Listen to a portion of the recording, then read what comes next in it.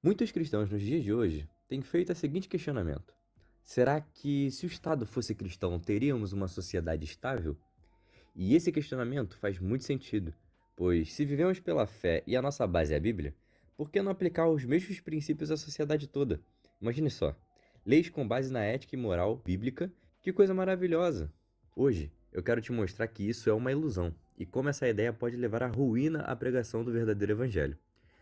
O problema é que confundimos duas coisas bem diferentes: ser sal e luz na sociedade e usar a força do governo para impor a nossa fé. São coisas opostas, na verdade. E a história é clara sobre isso.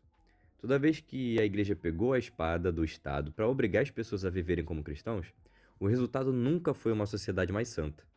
Foi assim no Império Romano, depois de Teodósio I, e foi assim na Idade Média. Isso acontece porque o Evangelho e o Estado operam de formas completamente diferentes.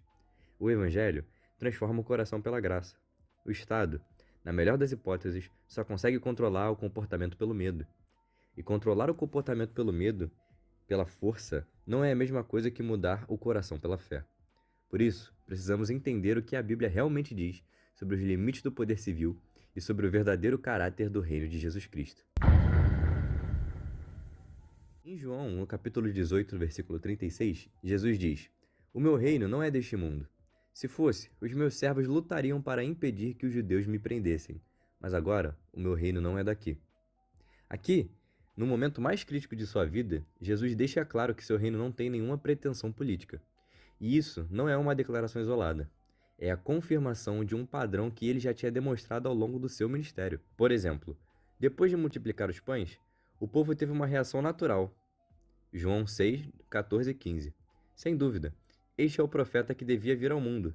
Sabendo Jesus que pretendiam proclamá-lo a rei à força, retirou-se, sozinho, novamente para o monte. Jesus tinha ali na palma da mão a chance de ser coroado rei por aclamação popular. E o que ele faz? Foge, se afasta, fica sozinho. E isso mostra que o problema nunca foi falta de oportunidade, foi falta de interesse. O poder político simplesmente não fazia parte da missão dele.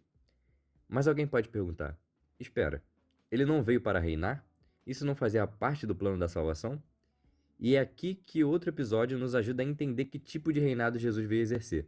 Lucas, capítulo 12, versículo 13 ao 15. Alguém na multidão lhe disse: Mestre, diz ao meu irmão que divida a herança comigo.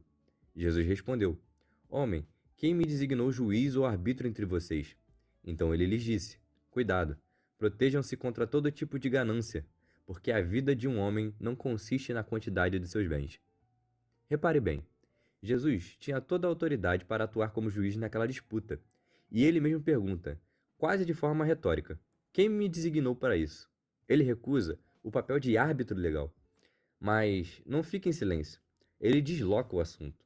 Em vez de falar sobre divisão de bens ou lei de herança, ele vai direto à raiz do problema: a ganância no coração do homem. E esse é o padrão que se repete nos três textos. Jesus evita consistentemente o papel de legislador, de juiz civil e de rei político, não por fraqueza, mas porque o problema que ele veio resolver nunca foi a estrutura de uma nação, foi o coração do homem. E esse padrão não fica só em Jesus. Se o plano fosse tomar o poder de cima para baixo, era de se esperar que os apóstolos buscassem posições de influência dentro do Império Romano para impor a ética cristã à sociedade pela força da lei. Mas o que vemos é exatamente o oposto. Olha o que Paulo escreve. 1 Coríntios, capítulo 6, versículo 1. Se algum de vocês tem queixa contra outro irmão, como ousa apresentar a causa para ser julgada pelos injustos em vez de levá-la aos santos? O contexto aqui é uma desavença entre irmãos na igreja. E Paulo faz algo interessante.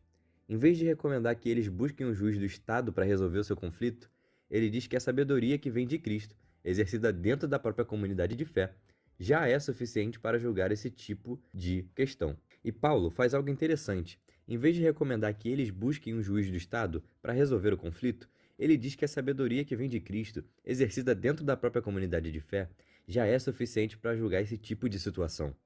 Ou seja, para Paulo, o cristão não precisa de coação de uma lei civil para agir corretamente. O próprio Espírito de Deus, atuando no meio do povo de Deus, já dá conta disso. E ele continua indo direto à raiz do problema.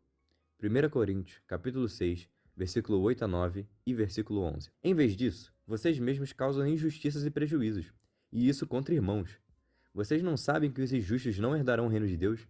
Alguns de vocês foram assim, contudo foram lavados, foram santificados, foram justificados no nome do Senhor Jesus Cristo e pelo Espírito do nosso Deus.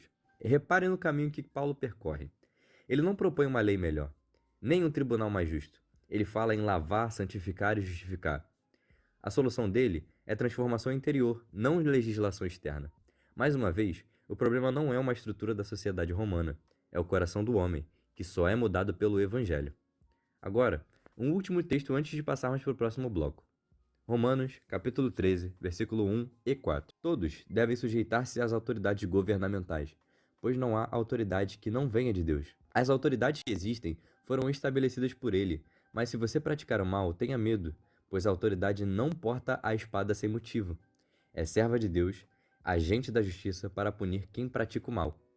Esse texto costuma ser interpretado assim: se o governo é servo de Deus e nós devemos nos sujeitar a ele, então ele não deveria governar aplicando a lei de Deus? Parece lógico, à primeira vista, mas é um mau entendimento do que Paulo está dizendo. Basta olhar o contexto histórico. O Império Romano daquela época estava longe de ser o que chamaremos de um Estado cristão. Nero, o mesmo imperador que pouco depois perseguiria e mataria os cristãos, era quem estava no poder quando Paulo escreveu essas palavras. E ainda assim, Paulo diz que devemos nos sujeitar a essa autoridade. Isso já revela o verdadeiro sentido do texto. Paulo não está dizendo que o governante precisa ser cristão, nem que ele deve legislar segundo a lei bíblica. Ele está dizendo algo mais simples, que Deus usa o Estado, qualquer Estado, cristão ou não, como um instrumento de ordem, para conter o mal e punir o injusto. É um papel de organização social e não de santificação da sociedade. Ou seja, a autoridade civil pode ser serva de Deus no sentido de manter a ordem, sem que isso signifique que ela precise impor a fé cristã por lei. Servir ao propósito de Deus para o governo e ser um governo cristão são duas coisas completamente diferentes. Outro grupo dentro dessa perspectiva é um dos chamados monarquistas cristãos. A lógica deles é a seguinte: se a Bíblia institui o paradigma de reis e até apresenta Jesus Cristo como rei, então a monarquia seria a estrutura política mais bíblica que existe. Mas isso não é verdade. Vamos analisar isso com calma. Quando o povo de Israel pede um rei, veja a reação de Deus. 1 Samuel, capítulo 8, versículo do 6 ao 7. Quando, porém, disseram: Dá-nos o rei para que nos julgue, isso desagradou a Samuel. Então ele orou ao Senhor, e o Senhor lhe respondeu: Atenda a tudo que o povo está pedindo. Não foi a você que rejeitaram, foi a mim que rejeitaram como rei. Repare bem, quando a monarquia é instituída em Israel, ela não aparece como um plano original de Deus. Ela surge como uma concessão, uma alternativa da vontade divina. Deus já era governante de Israel. O povo é quem rejeita esse governo direto e pede um rei humano como as outras nações ao redor. Ou seja, o próprio texto que a monarquia usa para se justificar é, na verdade, o texto que mostra que ela nasceu de uma rejeição a Deus. Diante disso, pode surgir uma pergunta legítima. Mas se Deus continuou usando reis ao longo de toda a Bíblia e até chama Jesus de rei, isso não significa que a monarquia tem sim um aval divino? É aqui que precisamos entender melhor a natureza da revelação bíblica. Deus se comunica sempre dentro da linguagem e das estruturas culturais que o seu povo já entende. Isso não significa que ele esteja aprovando essas estruturas como um modelo ideal e eterno de governo. Significa apenas que ele está se fazendo entender dentro do contexto histórico em que vivia aquele povo.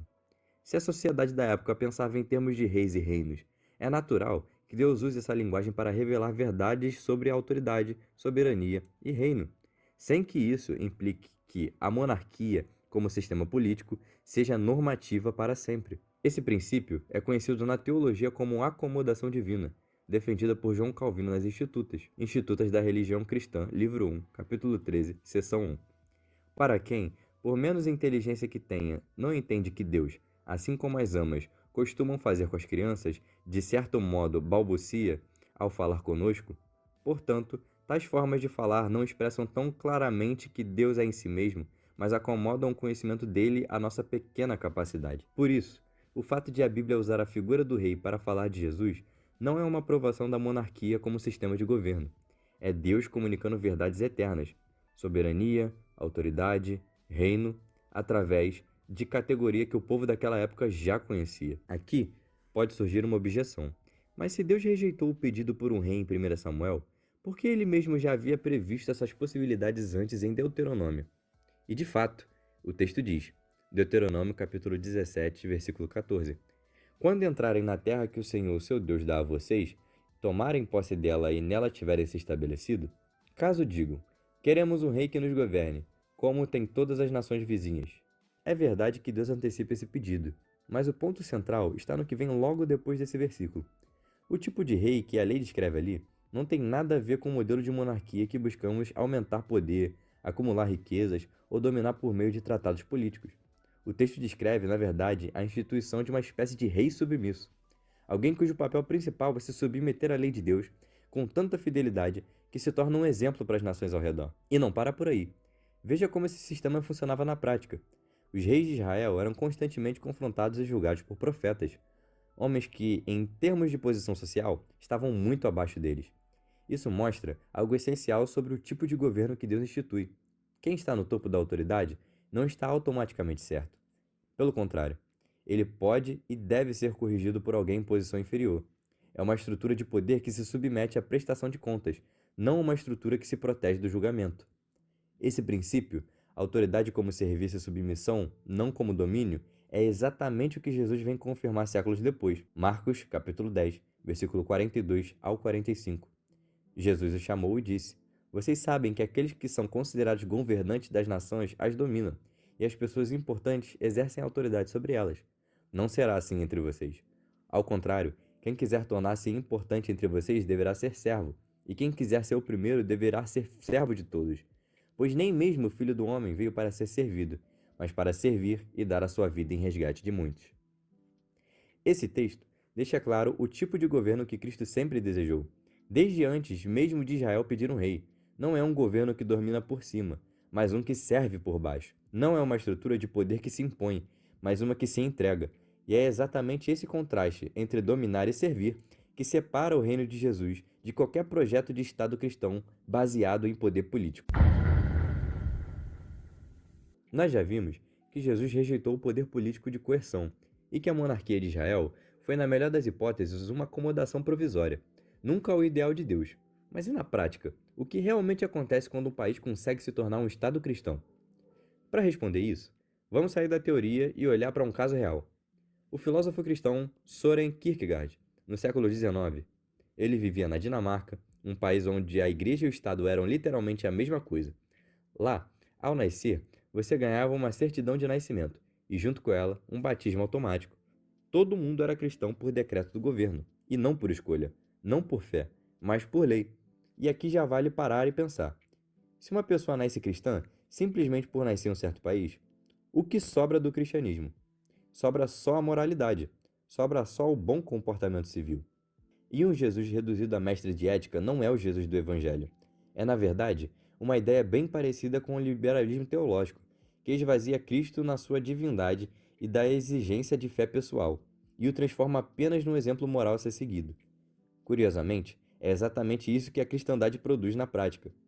Foi exatamente esse fenômeno que Kierkegaard observou de perto. E qual foi a conclusão dele? Foi essa. Quando o Estado fez de todos cristãos, o resultado na prática é que ninguém era cristão de verdade. Em sua obra, O Ataque à Cristandade, Kierkegaard denuncia que o Estado tinha criado uma falsificação do Evangelho. O Novo Testamento exige arrependimento pessoal, entrega da própria vida, sofrimento, fé individual diante de Deus. Mas o que o Estado dinamarquês fez foi pegar tudo isso e reduzir a uma etiqueta cultural. Ser cristão na Dinamarca não significava seguir a Jesus. Significava apenas ser um cidadão comportado, nascido num país certo. Era, no fundo, o mesmo Jesus manso e reduzido do liberalismo teológico, só que vestido com roupas de tradição ao invés de roupas de academia. Esse é o alerta de que Kierkegaard nos deixa. O Estado cristão não é uma realização do Evangelho, é, no fundo, uma das maiores ameaças a ele. Em vez de formar uma comunidade de discípulos radicais, ele produz uma multidão de funcionários públicos e cidadãos anestesiados, convencidos de que estão salvos simplesmente porque a lei do país diz que sim. E no fim das contas, produz também o Jesus domesticado, não um Senhor que exige tudo, mas apenas um bom exemplo a se seguir. E aqui chegamos ao ponto principal de toda essa conversa. Se Jesus rejeitou o poder político, Se o modelo de Israel já cumpriu seu propósito, e se a história nos ensina que fundir igreja e Estado só destrói a fé, qual o nosso papel na sociedade? Devemos nos calar e nos isolar dentro das nossas igrejas? Vale a pena, antes de responder, fazer um teste simples. Quando você pensa no melhor período da história da igreja, o que vem na sua mente? Dificilmente é a Idade Média, com toda a fusão entre o trono e o altar. Dificilmente é o auge do imperialismo cristão europeu. O que vem à mente, quase sempre, é a igreja primitiva, aquela comunidade do livro de Atos, sem exército, sem palácio, sem nenhum poder político, onde as pessoas simplesmente tinham tudo em comum e viviam o evangelho de forma radical. Não é coincidência que seja justamente esse o período que mais admiramos. E olha, não estou dizendo aqui que a igreja primitiva era perfeita, mas estou mostrando um padrão em que, unanimemente, as pessoas pensam ser o melhor período da igreja é o período em que nenhum imperialismo e que nenhum Estado cristão se faz presente. E é esse contraste que já nos aponta o caminho. O erro de todos aqueles que sonham com um Estado cristão é achar que o evangelho precisa da caneta de um juiz ou da espada de um governante para ter poder. Eles querem cristianizar a sociedade de cima para baixo, enfiando goela abaixo das pessoas um cristianismo barato, puramente comportamental. Mas assim como na igreja primitiva, o poder nunca veio do Estado, e sim da comunhão e da entrega mútua. A Bíblia nos ensina que a lei civil só consegue reprimir o crime. Ela nunca conseguiu curar o coração. Obrigar alguém a viver sobre regras cristãs pelo medo da lei só produz hipocrisia, não produz salvação. A nossa vocação não é dominar o Estado, é pregar o verdadeiro evangelho de Jesus Cristo, do mesmo jeito que os primeiros cristãos fizeram, sem posições de poder, sem legislação a seu favor, apenas com a força do testemunho e da comunhão. Nós fomos chamados para ser sal e luz, como Jesus ensinou. E como fazemos isso? Sendo referência em tudo o que fizermos, sendo os profissionais mais justos, os cidadãos mais honestos, participando da democracia, buscando o bem comum da sociedade, como orientou o profeta Jeremias. Nós não queremos o poder coercitivo do Estado para forçar as pessoas a parecerem cristãs. Nós confiamos no poder regenerador do Espírito Santo de Deus para transformar o ser humano por completo. O mesmo poder que transformou uma pequena comunidade sem nenhum poder político num movimento que mudou o mundo inteiro, de dentro para fora.